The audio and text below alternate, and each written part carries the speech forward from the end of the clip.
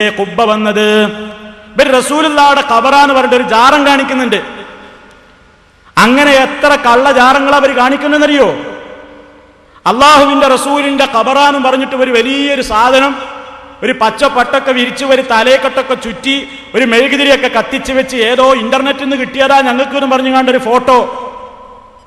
ഇതിപ്പോ റസൂലുള്ളാഹിയുടെ പേരിൽ മാത്രല്ല, ഈ സഖാഫികൾ ഇപ്പോ കേരളമൊട്ടാകെ ഒരു പ്രസിദ്ധീകരണം കൊണ്ട് നടക്കുക, കാണാ കാഴ്ച എന്നും പറഞ്ഞിട്ട്. ഇതിൽ കാണുന്നത് മുഴുവൻ എന്താണെന്നറിയോ? അമ്പിയാക്കന്മാരുടെ ഖബറുകളാ. ഇവർക്ക് ആ വിവരം കിട്ടിയത് എല്ലാ സ്ഥലങ്ങളിലും ഇപ്പൊ അവർ കണ്ടെത്തണം. അവിടെ നൂഹ് നബിയുടെ ഖബറ്, ഇസ്മായിൽ നബിയുടെ ഖബറ്, അതുപോലെ തന്നെ സാലിഹ് നബിയുടെ ഖബറ്, ശുഐബ് നബിയുടെ ഖബറ് എന്നൊക്കെ പറഞ്ഞിട്ട് കുറെ കള്ള ഖബറുകളുടെ ഫോട്ടോകൾ അവർ പ്രസിദ്ധീകരിച്ചു കൊണ്ട് നടക്കുന്നു സഖാഫിമാർ.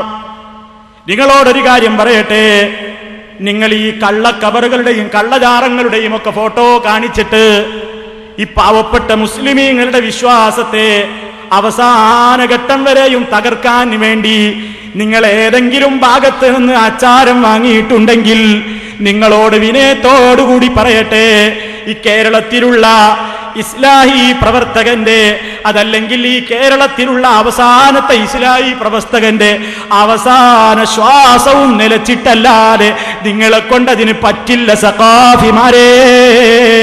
ഈ കള്ളജാറങ്ങളുടെ ഫോട്ടോ കാണിച്ചിട്ട് മുസ്ലിം ഉമ്മത്തിനെ വിശ്വാസ തകരാറിലാക്കാമെന്ന് ഏതെങ്കിലും സിയോണിസ്റ്റ് ഏജന്റുമാരില്ലെന്ന്, ഏതെങ്കിലും സിയോണിസത്തിന്റെ നേതാക്കന്മാരില്ലെന്ന് നിങ്ങൾ അച്ചാരം വാങ്ങിയിട്ടുണ്ടെങ്കിലായി പറയുന്നത് നിങ്ങളെ കൊണ്ടത് സാധ്യമല്ല. നിങ്ങൾ ഒരുപാട് കള്ളക്കബറുകൾ അതിൽ കൊടുത്തിട്ടുള്ളത് നിങ്ങളുടെ വഞ്ചനയുടെ ചുരുളഴിക്കാൻ അല്ലാഹുവിന്റെ തൗഫീഖോടുകൂടി ഇവിടെ പ്രവർത്തിക്കുന്ന പത്രങ്ങളുടെ കൂട്ടത്തിൽ ഞാൻ ഇന്നലെ സൂചിപ്പിച്ചു